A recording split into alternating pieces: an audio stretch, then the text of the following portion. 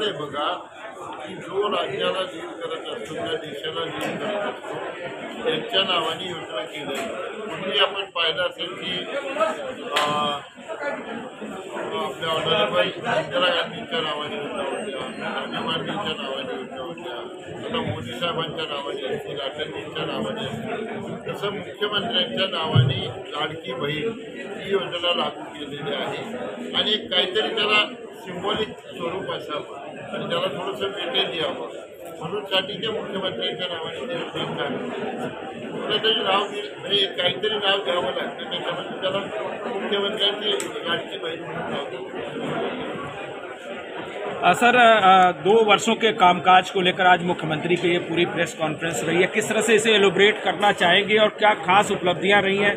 जैसा लेक लाडली योजना है, ऐसी कौन सी प्रमुख योजना है जिसको आप जिक्र करना चाहेंगे?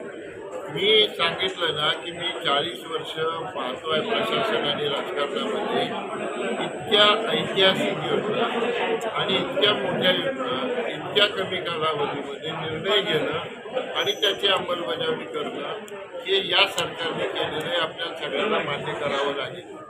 लेक लाडकी योजना याच्यामध्ये सरकारला 46,000 कोटी रुपये एका वर्षामध्ये खर्च येतोय. धाडसानं मुख्यमंत्री आणि त्यांच्या सहकार्यांनी हा निर्णय घेतलेला.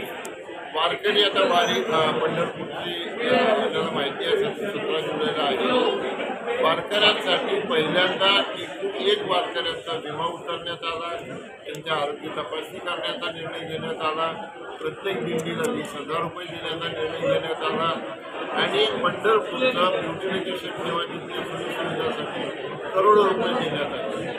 अशा प्रकारचे निर्णय सरकार घेतले. आपले रिक्षावाले आहेत, रिक्षावाल्यासाठी साहेबांनी छोटा घटक आहे एक महामंडळ स्थापन केलं, GR काढला आणि 50 कोटी रुपये दिले.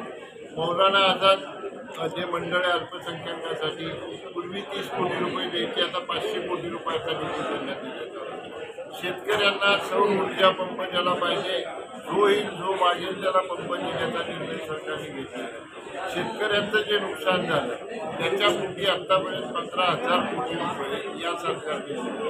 महिलांना 75 वर्षाच्या पुढच्या सगळ्या लोकांना मोफत STची सुविधा आहे, महिलांना 50% सवलत आहे, सगळ्या मुलींचं शिक्षण आता मोफत केलं, उच्च शिक्षण मोफत करण्यात आलेलं आहे.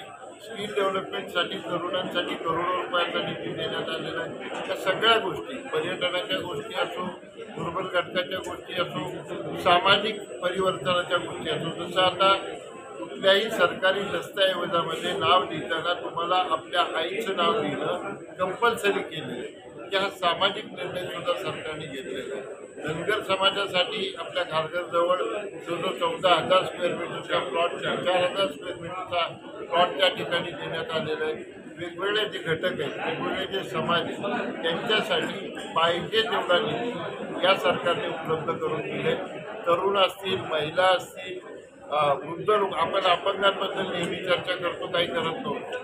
अपंगांसाठी वेगळं मंत्रालय या सरकारने स्थापन केलं, त्यांना निधी दिला आणि दिघे साहेबांच्या नावाने 34,000 अपंगांना घर देण्यासाठी त्याचा निधी देखील साहेबांनी त्या ठिकाणी दिला. असे सामाजिक असतील आणि इतर जे घटक आहेत त्यांच्यासाठी या सरकारने 1 रुपयामध्ये विमा शेतकऱ्यांचा, हे सगळं शेतकऱ्यांच्या भरोश्यावर चालणारं सरकार आहे आपलं. 1 रुपयामध्ये शेतकऱ्यांना विमा एका मिनिटामध्ये मिळतो. प्रत्येक शेतकऱ्याला 12,000 रुपये त्याच्या खात्यामध्ये आपोआप जमा होतात. इतके ऐतिहासिक आणि इतके मोठे निर्णय या सरकारने घेतले. सर लेक लाडली योजना खास है क्योंकि लेक लाडली